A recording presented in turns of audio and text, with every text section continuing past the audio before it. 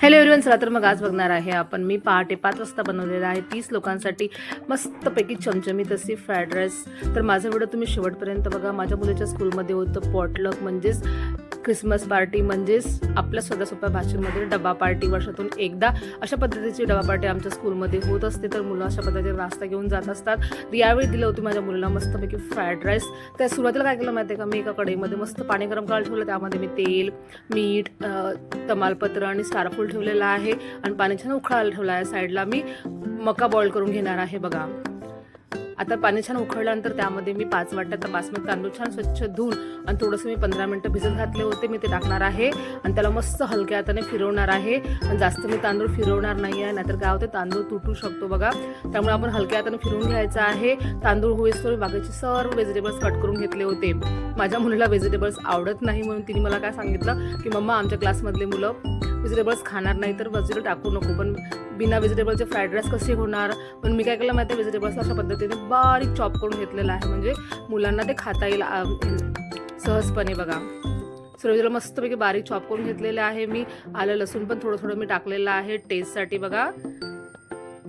प्रमाण मी थोडंच घेतलेलं आहे, मुलांसाठी करायचं आहे, थोडं फिक्कच करावं लागेल म्हणून मी थोडं प्रमाण कमीच घेतलेलं आहे. आणि मस्तपैकी आपला राईस तयार झाला होता. मी राईस पूर्ण शिजवून घेणार आहे बघा. छान राईस झाल्यानंतर मी कढईमध्ये एका चाळणीमध्ये काढून घेणार आहे. त्यामधलं मी तमालपत्र आणि स्टारफूल बाजूला काढून ठेवणार आहे. त्यावर थंड पाणी टाकणार आहे, म्हणजे जेणेकरून तांदूळाची शिजण्याची जी प्रक्रिया आहे ती थांबून जाईल. आपला भात छानपैकी शिजलेला आहे. आता मी अशा पद्धतीचं मोठे भांडं गॅसवर ठेवलं होतं, त्यामध्ये मी तेल टाकणार आहे. तेलाचं प्रमाण जरा मला जास्त वाटलं होतं, मी थोडंसं तेल काढून घेतलं होतं नंतर बघा. तेल छान आपला गरम करून घ्यायचं आहे. त्यामध्ये आता मी आलं लसूण टाकणार आहे, कमी प्रमाणातच टाकलेलं आहे, मुलांना आलं लसूणची टेस्ट आवडत नाही. आणि त्यामध्ये टाकणार आहे मी बारीक कट केलेला कांदा. त्याला छान शिजवून घेणार आहे, मी पूर्ण शिजवून घेणार आहे, कच्चं पण पूर्ण काढून घेणार आहे. छान कांदा वगैरे शिजला गेला की त्यामध्ये टाकणार आहे मी मस्तपैकी बारीक चॉप केलेली शिमला मिरची. एक वाटीचं प्रमाण घेतलेलं आहे मी. सोबतच मी त्यामध्ये टाकणार आहे पत्तागोबी, मस्तपैकी मी त्याला चॉप केली आहे बारीक. सोबत वाटी पण टाकून दिली, सॉरी पडली होती वाटी. सोबतच टाकणार आहे मी गाजर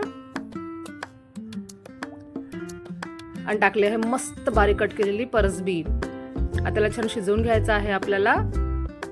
थोडं गॅसचं आज जे आहे ते फुल ठेवायचे आहे. व्हेजिटेबल्स आपल्याला कच्चं पण काढून घ्यायचं आहे बघा. मुलांसाठी करत आहे, मुलांनी व्हेजिटेबल खाल्ले गेले पाहिजे म्हणून छान आपल्याला व्हेजिटेबल्स आहे ना थोडेसे शिजवून घ्यायचे आहे.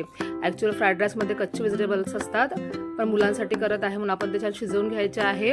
त्यामुळे टाकणार आहे आपण बॉइल्ड कॉर्न, मका टाकायचा आहे, त्याला आपण छान शिजवून घ्यायचं आहे. आपण भातापेक्षा मी व्हेजिटेबलचे प्रमाण जरा कमी घेतलेलं आहे, जेणेकरून मुलांना आवडेल बघा.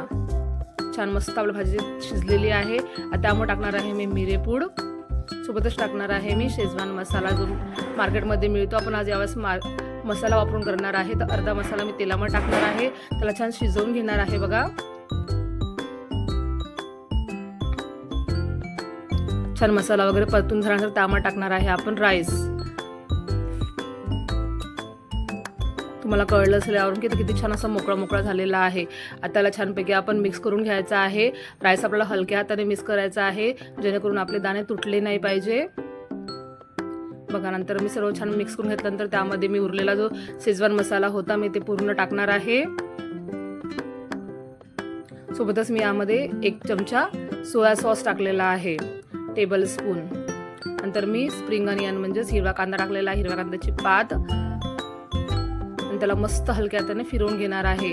बघा किती छान असं झालेलं आहे. तर जर फ्राईड राईस आहे तर थोडासा मोकळा असतो, मी थोडंसं त्याला ओला ठेवलेला आहे, जेणेकरून ते छान असं नरम राहायला पाहिजे.